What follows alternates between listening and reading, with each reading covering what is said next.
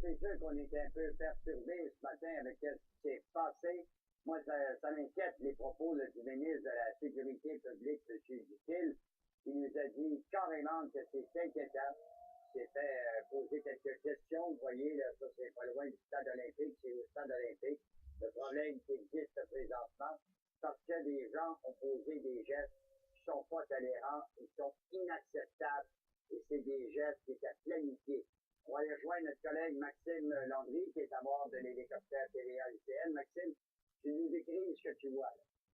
Oh, c'est problématique ce matin partout sur l'île de Montréal, à Laval, à Longueuil également, avec ces perturbations. Là, on est au métro P9, effectivement, Claude l'avait mentionné, juste au pied du stade olympique.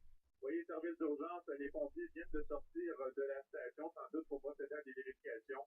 Les policiers, les agents du métro, les inspecteurs sont également là. Et partout, ce qu'on voit, ce sont des files et des files de gens agglutinés aux différentes stations, aux véhicules des stations de métro, entre autres comme ici, à Pinette. Et Maxime, je t'ai entendu, là. Je t'ai entendu, c'était bon ce que tu as fait, là. Bon, d'abord, il y avait 4 stations qui étaient visées au départ. Jean-Talon, Snowden, Préfontaine, je me souviens pas quelle est l'autre, là. Snowden. Snowden. Là, il est en train de me dire, parce que c'est ça tout à l'heure qu'elle nous a dit, la porte-parole de la Commission de transport, il y a 2 autres stations qui ont été touchées, dont celle de Titan Pinette, là.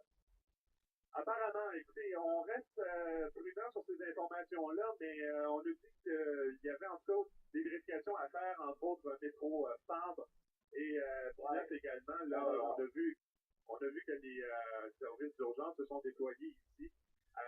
Par contre, là, est-ce qu'il y en a eu plus que danger fumigène, outre les stations qu'on avait déjà indiquées?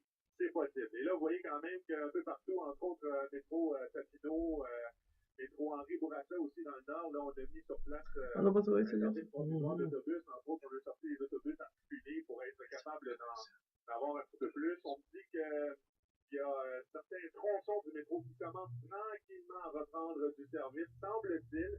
J'ai pas de confirmation de la part de la SNCF. Par contre, ce sont des gens qui m'indiquent ça là, par courriel ou encore via Twitter. Alors, vraiment, regardez, là, on est encore 9h45, regardez encore les files de gens qu'on retrouve ici. Alors, il y a des gens qui c'est toujours comme ça. J'ai vu par l'entrée ce matin TVA, beaucoup de monde Parce qu'il pleut, oui. on ne les voyait pas. Il y a des gens qui m'ont laissé des messages, j'avais des rendez-vous dans des centres hospitaliers, dans des cliniques spécialisées. Ils vont manquer leur rendez-vous parce que les mots du pas l'ont posé des gestes. Toi, tu as vu ça, c'est à quoi contré, là? Oui, j'ai jamais vu une perturbation aussi importante causée par un acte de vandalisme, Claude. Ouais. On a déjà vu le métro être paralysé au complet. La dernière fois, je pense que c'était lors de la crise du verglas. Exact, t'as raison. Mais on en a couvert là, ces dernières semaines des perturbations dans le métro. Souvenez-vous des sacs de briques qu'on avait lancés, entre autres. Mais regardez, là, ça, je regarde ici, ça, c'est le métro Préfontaine. Et c'est de là que je trouvais là, ma collègue Véronique Prince tantôt. C'est une des stations aussi qui a été visée là, par les actes de vandalisme. Mais c'est certainement la perturbation la plus importante à survenir dans le cadre des dernières semaines de manifestations. Et donc, vous avez entendu aussi les propos du ministre du C'est pas très rassurant quand on entend ça. Hein. Non, puis deuxièmement, toi, c'est comme ça la spécialité, tes gadgets, puis la sécurité. Puis la question qui a été posée, là, il y a un manque de sécurité. Comment tu peux aller rentrer dans le métro, aller poser des gestes semblables? Ça n'a pas été posé à bord d'un piquet, là, ça.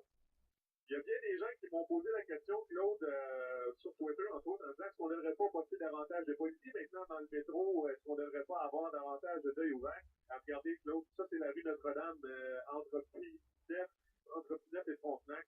C'est encore congestionné comme en plein nord de Pointe du matin. Puis, normalement, à cette heure-ci, ça devrait rouler un peu mieux que ça. Là. Écoutez, c'est par choc à par choc, c'est toute la ville. C'est pas juste le réseau souterrain là, qui est paralysé, c'est ça que les gens doivent comprendre. Non. C'est vraiment le réseau, même les ambulances en toute urgence santé, je les entendais jaser, disant, bon, ben là, elle dit de trouver des corridors où ça circule un peu mieux, parce que si on doit intervenir en cas d'urgence, on va être coincé là-dedans, on doit avoir tiré du repas, c'est pas toujours évident. Alors, vraiment, là, j'ai l'impression qu'il y a des gens le groupe qui a fait ça ce matin, là, Maxime, il y avait un but, c'était de paralyser. Moi, ce qui m'inquiète, ils ont peut-être le même but pour la fête d'après-midi aujourd'hui. C'est fort possible, Claude, mais vous le savez, le réseau souterrain est tapissé de caméras de surveillance. Ouais. Alors, est-ce qu'on pourra peut-être identifier le ou les responsables, je dois dire plutôt les dans ce cas-ci,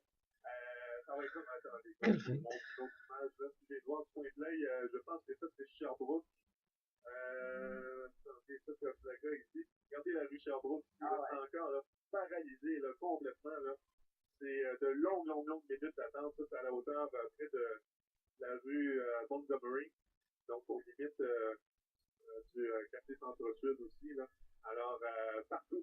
Il y a quand même des gestes qu'il faut souligner, Claude, des gens qui mentionnaient tantôt avoir été embarqués par des bons samaritains, un monsieur avec sa wagonnette qui a ouvert toute grande la porte près d'une station de métro en disant « Bon, ben embarquez, ce matin, c'est le covoiturage. » Alors, au moins, à travers ces situations de perturbation, de gestes choquants, ben, il y a quand même des gens qui ont le cœur à la bonne place. Merci. J'ai autre chose qui intervient. Nous sommes à la disposition, mon cher Axel. Ben justement, on dit que, confirmé aussi, on aurait retrouvé un engin sur la ligne bleue. Vous savez que c'était l'une des lignes qui avait été touchée. On aurait retrouvé un engin, donc là, on va certainement prendre toutes les précautions nécessaires pour le récupérer, essayer de trouver peut-être des traces qui pourraient conduire à l'arrestation de